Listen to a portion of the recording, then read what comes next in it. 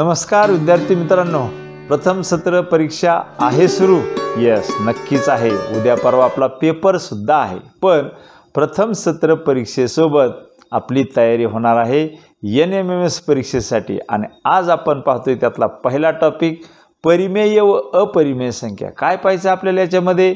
परिमेय संख्या संख्या रेषेवर दाखवता येते का? यस, दाखवता येते. यानंतर पाहणार आहोत परिमेय संख्यामधील क्रमसंबंध म्हणजे लहान मोठेपणा. यानंतर परिमेय संख्यांचे दशांश रूप आणि शेवटी पाहणार आहोत अपरिमेय संख्या. तेव्हा सुरू करूयात.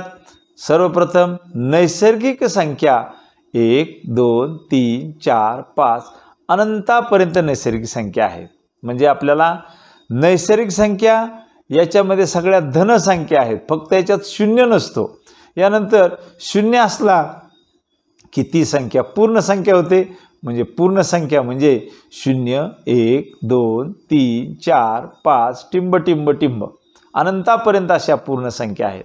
आणि आता शून्य नैसर्गिक संख्या आणि त्यांची विरुद्ध संख्या घेतल्या की आपल्याला पूर्णांक संख्या मिळतात. म्हणजेच 0 1 2 3 -1 -2 -3 अनंतापर्यंत अशा पद्धतीने ह्या पूर्णांक आहेत. आणि शेवटी परिमेय संख्या म्हणजे ज्या संख्या P/Q स्वरूपात मांडता येतात आणि त्या P आणि Q या पूर्णांक संख्या असल्या पाहिजेत. मात्र Q is not equal to 0. Qची किंमत फक्त 0 घ्यायची नाही.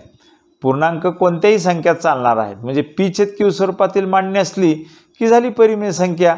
यानंतर शेवट अपरिमेय संख्या म्हणजे ज्या परिमेय संख्येची मांडणी किंवा दशांश रूप हे अखंड असते पण आवर्ती नसते, अशा संख्या ह्या अपरिमेय आहेत. तेव्हा आपण सर्वप्रथम पाहूयात संख्या रेषेवर परिमेय संख्या दाखवणे. कोणत्या संख्या दाखवायच्या आपल्याला? 5/4 आहे का नाही P/Q स्वरूपात? 3. तुम्ही म्हणता 3 ही परिमेय संख्या आहे का सर? यस आहे. 3ला खाली छेद काहीच नाही, तिथं 1 आहे. त्यानंतर -7/4 आणि -3/4 ह्या संख्या आपल्याला संख्या रेषेवर दाखवता येतात. कशा दाखवायच्या? सर्वप्रथम मी एक संख्या रेषा काढतो. आरंभबिंदू 0 घेतो आणि त्याच्या उजव्या बाजूला आपण सगळ्या धनसंख्या मांडूयात. 1 2 3 आणि उजव्या बाजूला झाल्या. आता डाव्या बाजूला ऋण संख्या -1 -2 -3. मित्रांनो, आता आपल्याला प्रत्येक परिमेय संख्येचं जर निरीक्षण केलं तर छेद 4 आहे. म्हणजे 1 सेंटीमीटरचे आपल्याला 4 भाग करायचे. म्हणजे 0 पासून 1 पर्यंत 4 समान भाग करू. 1 पासून 2 पर्यंत 4 समान भाग करू. मग आता पहिल्यांदा भाग कसे करायचे बघा, मी करून दाखवतो. हा पहिला भाग, हा दुसरा भाग, हा तिसरा भाग आणि हा चौथा. 1 2 3 आणि 4 भाग झाले.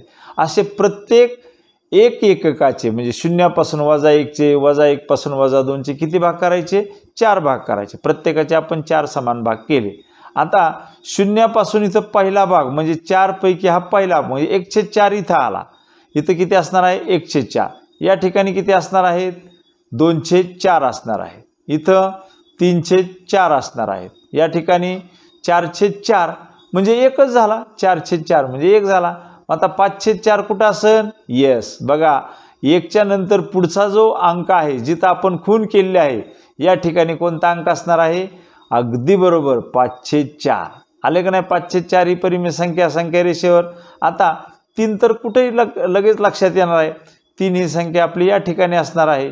म्हणजे 3चं या परिमेय संख्येचं स्थान इथं आहे. यानंतर -0 पासून त्याच्या डाव्या बाजूला विचार केला तर इथं पहिल्या घरावर -1/4, दुसऱ्या घरावर -2/4, इथं 3/4 म्हणजे 3/4 ही संख्या कुठं आली? या ठिकाणी आलेली आहे. यानंतर 4/4 म्हणजे -1, -5/4, -6/4 आणि आता इथं आपोआप कोणती संख्या येणार आहे? येस, -7/4 झाले. आपल्याला ह्या संख्या परिमेय संख्या रेषेवर आपण सहज दाखवू शकतो. यानंतर तुमच्यासमोर ही संख्या रेषा आहे आणि विचारलेल्या प्रश्नांची उत्तरं कशी द्यायची. प्रश्न पहिला, बी बिंदू हा कोणती परिमेय संख्या दाखवतो? निरीक्षण करा. प्रत्येक एककाचे 0 पासून 1 1 पासून 2 किती भाग केले आहे? तो 1 2 3 4 आणि 5 भाग केले आहेत. म्हणजे या ठिकाणी कोणता भाग असणार आहे? बी या ठिकाणी कोणता परिमेय संख्या असणार आहे? आता निरीक्षण केल्यावर काय लक्षात येते आपल्याला? इथं असणार आहे -1/5, इथं -2/5, 3/5, -4/5, इथं -5/5 म्हणजे -1, इथं -6/5, -7/5, -8/5, -9/5 आणि -10/5 म्हणजेच -10ला 5ने भाग दिला तर 5 दुने 10 म्हणजे -2 येते आणि इथं -11/5 आणि बी बिंदूच्या ठिकाणी बरोबर -12/5 आले. दुसरा प्रश्न काय आहे? 1.2/5 ही संख्या कोणत्या बिंदूने दाखवली आहे? 1 पूर्णांक कुठं आला? इथं आला. त्यानंतर 2/5 या ठिकाणी म्हणजे ए बिंदू हा या ठिकाणी दाखवतो. बघा यानंतर तिसरा प्रश्न आहे आपल्याला 7/5 बरोबर आला आहे. 5 1 5, 5 आणि 2 7, 7/5 म्हणजेच किती? 1.2/5. प्रश्न तिसरा, डी या बिंदूने, इथं डी बिंदू आहे, -5/2 ही परिमेय संख्या दाखवली आहे. हे विधान सत्य की असत्य? आपण चेक करूयात. 0 इथं किती असणार आहे? -1/5, इथं असणार आहे -2/5, इथं असणार आहे -3/5, इथं असणार आहे -4/5 आणि इथं असणार आहे -5/5 म्हणजे एकच असणार आहे -1. इथं असणार आहे -6/5 आणि डी पशी असणार आहे -7/5. पण इथं सांगितले -5/2, -5/2 इथं नाहीचे म्हणजे हे विधान असत्य आहे. मग डी पशी कोणती संख्या असणार आहे? -7/5 असणार आहे. हे विधान असत्य आहे. सी बिंदू कोणती परिमेय संख्या दाखवतो? इथं 5 भाग केलेत. इथं आहे 1/5 आणि इथं असणार आहे 2/5 म्हणजेच सी हा बिंदू 2/5 ही संख्या दाखवतो. आता परिमेय संख्यामधील क्रमसंबंध म्हणजे लहान मोठेपणा. 2/7 व 5/7 यामध्ये हे पहिलं चिन्ह च्यापेक्षा मोठा म्हणजे ग्रेटर दॅन, दुसरं चिन्ह समान म्हणजे इक्वल, तिसरं चिन्ह आहे पहिली संख्या दुसऱ्यापेक्षा लहान असणे म्हणजे लेस दॅन च्यापेक्षा लहान. आता 2/7 व 5/7 इथं छेद समान आहेत म्हणजेच पहिला अंश हा लहान आहे दुसऱ्या अंशापेक्षा म्हणजे पहिली संख्या ही दुसऱ्यापेक्षा लहान असणार आहे. यानंतर 7/4 व 3/4 7 हे मोठे आहेत, छेद समान आहेत म्हणून ग्रेटर दॅन आहे. आणि तिसरं आहे 3/5 आणि 9/15. 9/15 म्हणजे किती? 3 त्रिक 9, 3 5 15. याचा अर्थ दोन्ही परिमेय संख्या हे इक्वल आहेत, समान आहेत. आता पाहूयात कोणत्याही परिमेय संख्येच्या अंशाला आणि छेदाला ज्यावेळेस एका शून्योत्तर संख्येने गुणतो त्यावेळी त्याची किंमत बदलत नाही. मग ए छेद बीला काय केलंय? एला के ने गुणले, बीला सुद्धा के नेच गुणले. के इज नॉट इक्वल टू 0. केची किंमत फक्त 0 घ्यायची नाही. आता आपण 7/5 व 3/4 याच्यामध्ये कोण मोठं आणि कोण लहान आहे आपण ठरवू. पण त्यासाठी आपल्याला त्यांचे छेद समान करावे लागतील. 5 आणि हा 4. मग आपण काय करूयात? 7/5 ह्या पहिल्या परिमेय संख्येला 5ला जर 4ने गुणलं आणि 7ला 4ने गुणलं तर काय होईल? 7 चोक 28, 4 पंचे 20. आता 3/4 4ला बी आपण 5ने गुणू आणि 3ला बी 5ने गुणू म्हणजे ए छेद बी बरोबर के गुणिले ए, के गुणिले बी. एकाच संख्येने गुणायचं. मी 3/4ला 3ला बी 5ने गुणतो आणि 4ला बी 5ने गुणूया. 5 त्रिक 15, 4 पंचे 20. आता मित्रांनो 28/20 आणि 15/20 हे रूपांतर आलेलं आहे. दोघांचे छेद समान आहेत म्हणून पहिला 28 हा मोठा आहे म्हणजे पहिली संख्या ही दुसऱ्या संख्येपेक्षा ग्रेटर दॅन आहे, मोठी आहे. म्हणजे 7/5 आणि 3/4 यामध्ये कोणतं चिन्ह असणार आहे? 7/5 ही संख्या 3/4 पेक्षा मोठी आहे म्हणजेच ग्रेटर दॅनचं चिन्ह आपल्याला या ठिकाणी मांडणं गरजेचं आहे. पाहूयात दुसरी संख्या -7/9 आणि दुसरी संख्या आहे 1/9. आता इथं कोणतीही ऋण संख्या ही नेहमी धनसंख्येपेक्षा लहान असते म्हणून ही -7/9 इज लेस दॅन 1/9. दुसरी एक संख्या पाहूयात. आता इथं दोन्ही संख्या ऋण आहेत पण दोघांचे छेद मात्र वेगवेगळे आहेत. अशा वेळेस आपण काय करूयात? चिन्हाचा विचार न करता आपण त्यांचं रूपांतर समान छेदामध्ये करूयात. 7/3चं रूपांतर आपण 3ला 5ने गुणू, 7ला बी 5ने गुणू, 7×5 35, 5 त्रिक 15, 35/15. आता 4/5लाही तसंच करूयात. 5ला आपण 3ने गुणू, 4ला सुद्धा 3ने गुणू, म्हणजे 4ला 3ने गुणलं, 5ला 3ने गुणलं, 4 त्रिक 12, 5 त्रिक 15. आता छेद समान झाले, 35/15 आणि 12/15. मग आता छेद समान आहेत, 35 हे मोठे आहेत, म्हणजे पहिली संख्या ही मोठी आहे, ग्रेटर दॅन आहे. म्हणजे 7/3 आणि 4/3, 4/5 याच्यात कोण मोठा आहे? 7/3 हे मोठे आहेत, पण ह्या धन आहेत. आता ऋण असताना काय होईल? उलट होणार आहे. वजा 7/3 आणि वजा 4/5. आता चिन्ह मात्र लेस दॅन असणार आहे, कारण धन असताना पहिली संख्या मोठी होती, पण आता ऋण असताना पहिली संख्या लहान असणार आहे. आता हेच उदाहरण आपण संख्या रेषेच्या साहाय्याने पाहूया, कोण मोठं आणि कोण छोटं. त्यासाठी मी काय करतो, आता एक संख्या रेषा काढतो आणि प्रत्येक एककाचे 3 भाग करतो. वजा 7/3 संख्या कुठशी स्थानी ते पाहूयात आपण. 0, -1, -2, -3.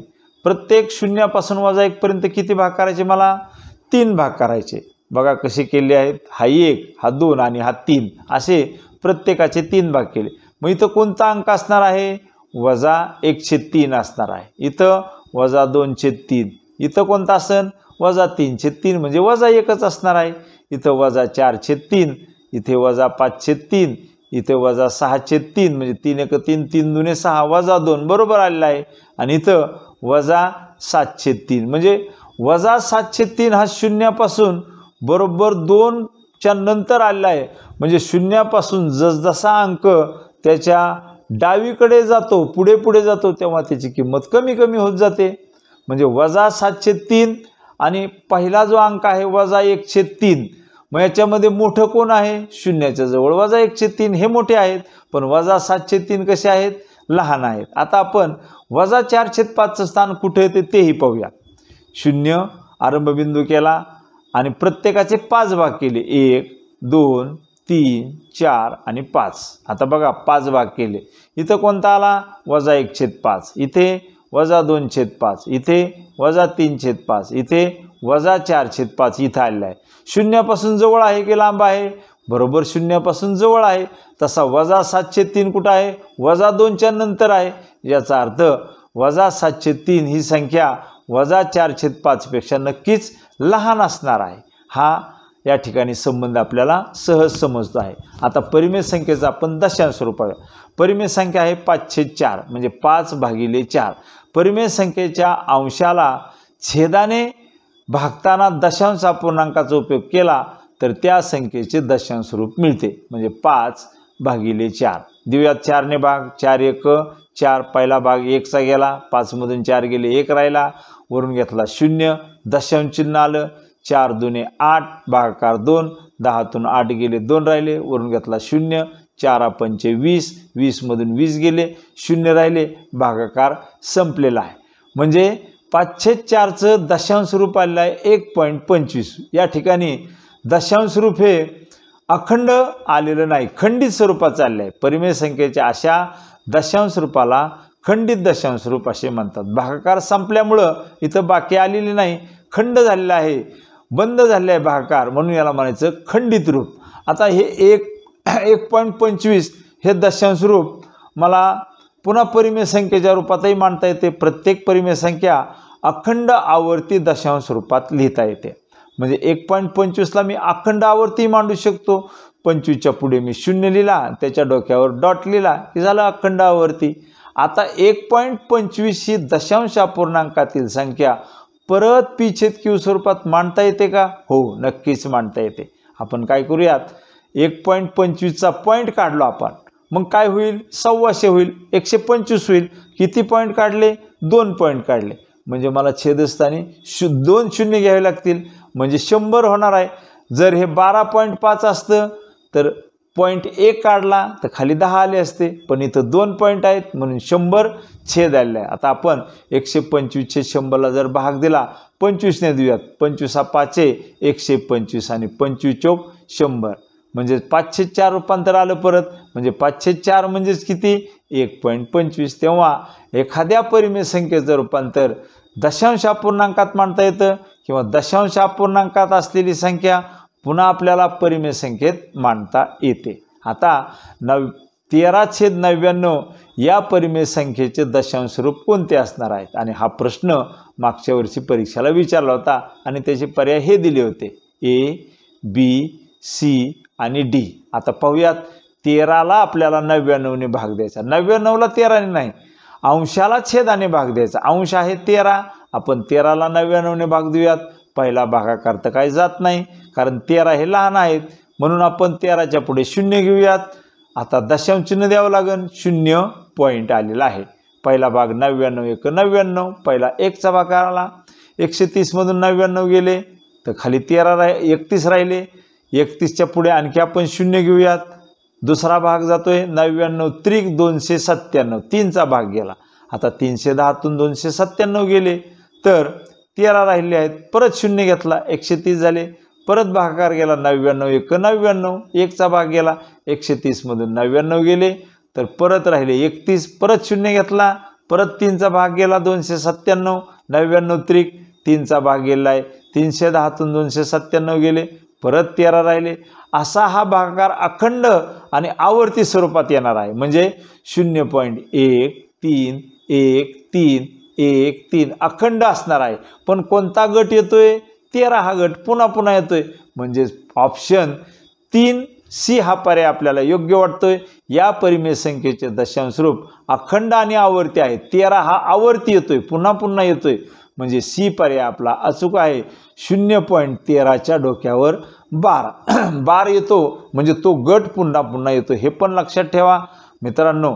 अशा पद्धतीने आपण पुढच्या तासाला आणखी परिमेय संख्यावरील काही गणित किंवा अपरिमेय संख्या म्हणजे काय याचे छानसे व्हिडिओ पुढच्या तासाला नक्की पाहूयात। मी श्री कैलास काकडे आपले पुन्हा एकदा स्वागत करतोय आणि रहा एक पाऊल पुढे।